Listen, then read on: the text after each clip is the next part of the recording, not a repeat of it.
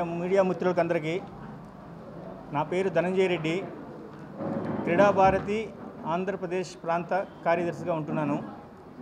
నా పక్కన ఉన్నవారు మాణిక్యాల గారు, వాళ్ళు ఎక్స్ ఒలింపియన్. ఈ క్రీడా భారతి రాష్ట్ర శాఖకు అధ్యక్షుడిగా వ్యవహరిస్తున్నారు. వారిది విశాఖపట్నం.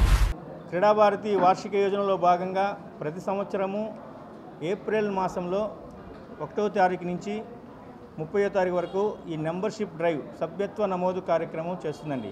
దానిలో భాగంగా ఈరోజు విజయవాడ ప్రెస్ క్లబ్లో ఈ సభ్యత్వ నమోదు కార్యక్రమాన్ని ప్రారంభించుకోవడానికి ఇక్కడికి వచ్చాము. అలాగే ఈ క్రీడా భారతి దేశం మొత్తం మీద అన్ని రాష్ట్రాల్లో కూడా ఉంది కమిటీలు. 1992లో ఈ క్రీడా భారతిని ప్రారంభించడం జరిగింది. క్రీడలని, సామర్థ్యం కలిగిన క్రీడాకారులని వెలికితీసి దేశంలో అత్యున్నతమైన పురస్కారాలు అందుకోవాలనే ప్రతిభ చూపించే విధంగా వాళ్ళని అనుసంధానం చేస్తూ క్రీడా సంఘాలకి వాలంటరీ ఆర్గనైజేషన్ అండి. ఇది క్రీడలను ప్రోత్సహిస్తున్న ఏకైక వాలంటరీ ఆర్గనైజేషన్, క్రీడలలో ఉన్న ఏకైక ఆర్గనైజేషన్ క్రీడా భారతి అండి భారతదేశంలో. ఇది అదేవిధంగా గ్రామీణ ప్రజలలో అందరికీ కూడా వ్యాయామం పట్ల ఆసక్తిని పెంచి ప్రాచీన క్రీడలను ప్రోత్సహించి ఆ వ్యాయామం ద్వారా అందరూ కూడా ఆరోగ్యంగా ఉండాలి, ప్రజల ఆరోగ్యంతో పాటు దేశం ఆరోగ్యంగా ఉంటుందనే కాన్సెప్ట్తో ఈ క్రీడా భారతి ఆర్గనైజేషన్ ముందుకెళ్తుంది. దీంట్లో ప్రతి సంవత్సరం కూడా వార్షిక యోజన 5 కార్యక్రమాలు ఖచ్చితంగా చేస్తుంది. అవి కాకుండా ఈ అంతర్జాతీయ యోగా దివస్ నాడు, జాతీయ క్రీడా దినోత్సవం నాడు, జిజియామాత సమ్మాన్ ప్రదానం చేసే రోజు, ఇవన్నీ కూడా క్రీడలను కూడా ప్రోత్సహిస్తూ ప్రాచీన క్రీడలు కబడ్డీ, ఖోఖో, అదేవిధంగా కొన్ని వెనుకబడిన వర్గాల నుంచి అంటే మత్స్యకారులు కావచ్చు, గిరిజన వాళ్ళు కావచ్చు, వాళ్ళ నుంచి ప్రతిభల క్రీడాకారులను సేకరించి అకాడమీలకి అనుసంధానం చేసి వాళ్ళని జాతీయ స్థాయిలో ప్రతిభ కనపరిచేటట్టుగా పనిచేస్తూ ఉంటుందండి. క్రీడా భారతి ఆంధ్రప్రదేశ్ ప్రెసిడెంట్ని. ఈ క్రీడా భారతిని ఆంధ్రప్రదేశ్లో డెవలప్ చేయాలనే ఉద్దేశంతో ఎక్కువగా మన కమిటీలన్నీ కూడా మళ్ళీ పునఃప్రారంభించారు. ఈ కమిటీలన్నింటిలో లాస్ట్ 1 year నుండి కూడా ఈ కమిటీ యాక్ట్ చేస్తుంది. ఈ మొత్తం 19 జిల్లాల్లో మొత్తం అంతా కూడా ఇప్పటి వరకు కూడా అన్ని డిస్ట్రిక్ట్లు పార్టిసిపేట్ 20 జిల్లాలకి కంప్లీట్ అయ్యింది.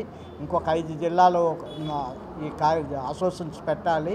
ఇప్పటి వరకు జరుగుతుంది. తక్కిన జిల్లాలన్నీ కూడా 20 జిల్లాల్లో కూడాను చాలా యాక్టివ్గా జరుగుతుంది. మాకేంటంటే క్రీడా భారతి రాయలసీమలోనూ చాలా స్పీడ్గా కార్యక్రమం అంతా రన్ అవుతుంది. అక్కడ రాయలసీమ ఇదంతా కూడాను ఇటు గుంటూరు నుండి శ్రీకాకుళం వరకు కూడాను ఈ కార్యక్రమాన్ని ఉద్రేకంగా చేయాలనే ఐడియాతో మేము ఎక్కువగా దృష్టి పెడుతున్నాం. రెండోది క్రీడా భారతి మోడీ గారు తాలూకా ఉద్దేశం కానీ, ఆ తర్వాత ఈ క్రీడా భారతి తాలూకా ఉద్దేశం ఏంటంటే గ్రామీణ క్రీడలు డెవలప్ చేయాలని ఒక పాయింట్ అయితే, మెయిన్ ఈ క్రీడల్ని అన్నీ కూడాను ఈ క్రీడలన్నీ కూడాను ఒకే గుడి కింద తీసుకురావాలి, నిస్వార్థంగా చెయ్యాలి. ఈ దేశానికి సేవ అందించడానికి ఈ క్రీడా భారతి తన వంతు సహకారం చేస్తుంది. నార్త్ ఇండియాలోనూ చాలా స్పీడ్గా వర్కౌట్ అవుతుంది క్రీడా భారతి అంతా కూడాను. ఎందుకంటే నార్త్ ఇండియాలోనూ అన్ని జిల్లాల్లో కాదు అన్ని స్టేట్లు కూడాను క్రీడా భారతి పవర్ఫుల్గా ఉంది. మనం ఇంకా సౌత్ ఇండియాలోనూ ఇంకా అంత పవర్ఫుల్గా వస్తుందని ఆశిస్తున్నాం.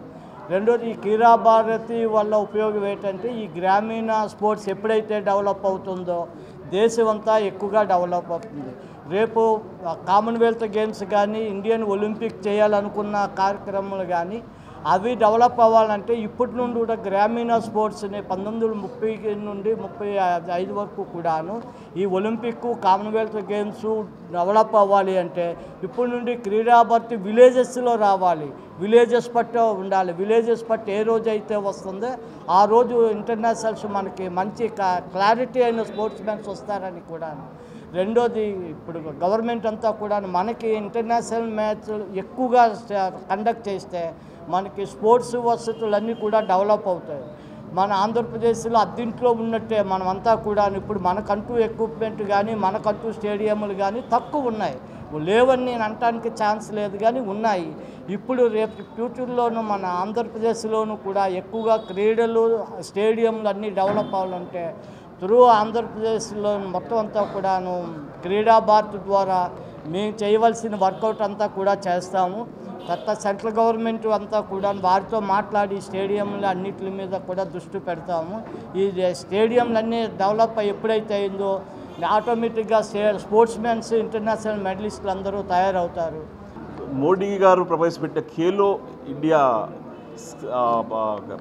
కార్యక్రమాన్ని ప్రతి ఒక్కరూ యూటిలైజ్ చేసుకునే విధంగా ఆ దృష్టి మనసు పెట్టుకొని మెంబర్షిప్ డ్రైవ్ అండి. మేము 10,000 మంది మెంబర్స్ని జాయిన్ చేయాలనే ఉద్దేశంతో స్టార్ట్ చేస్తున్నాం ఈ సంవత్సరం.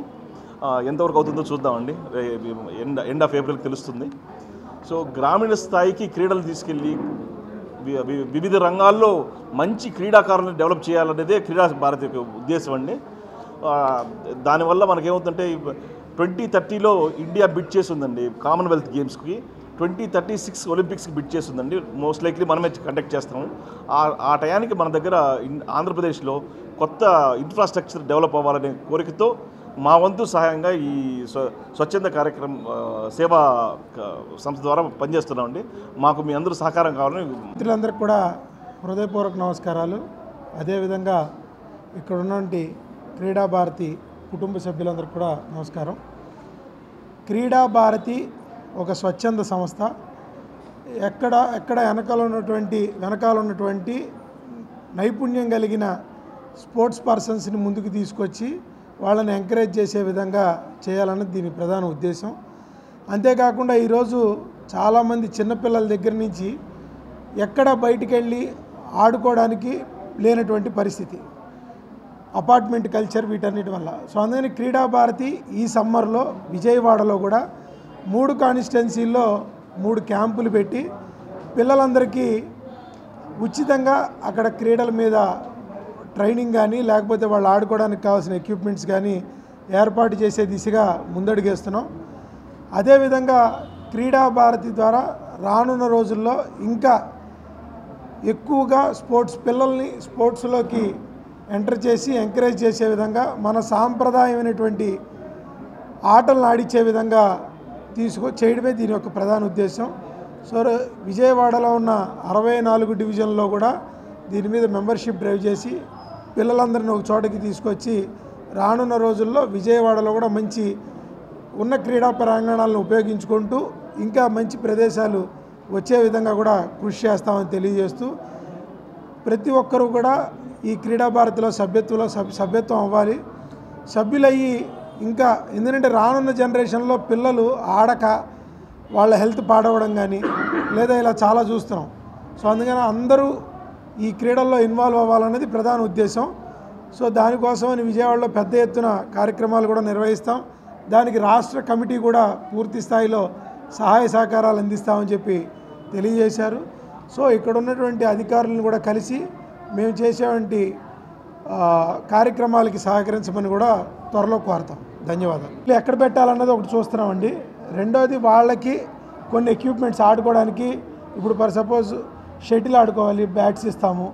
అంటే కబడ్డీ లాంటి సాంప్రదాయ గేమ్స్కి అయితే కనుక స్పోర్ట్స్ డ్రెస్సులు లాంటివి ఇవ్వడం కానీ అట్లా మాకు కుదిరినంతలో మేము చేయగలిగిన సాయం చేసి పెడతాం. అంటే ప్రధానంగా కబడ్డీ ఒకటి, ఖో ఒకటి మాకు ఎప్పటి నుంచో కూడా, అంటే నేను శిశు విద్యా మందిర్లో చదువుకున్న విద్యార్థిగా అక్కడ మాకు ఎక్కువ ఆడిచ్చింది కబడ్డీ, ఖో. సో ఇట్లా సాంప్రదాయమైనటువంటి గేమ్స్ ఏమున్నా కూడా వాటిని ఎక్కువగా ముందుకు తీసుకెళ్తాం. అందులో భాగంగా ఒంగోలులో పెద్ద ఎత్తున రేపు కబడ్డీ టోర్నమెంట్ కూడా పెడుతున్నారు కాబట్టి అక్కడికి కూడా ఇక్కడున్న కొన్ని టీమ్స్ని అక్కడికి కూడా తీసుకెళ్ళి ఆడిచ్చే విధంగా కూడా ప్రయత్నం చేస్తాం.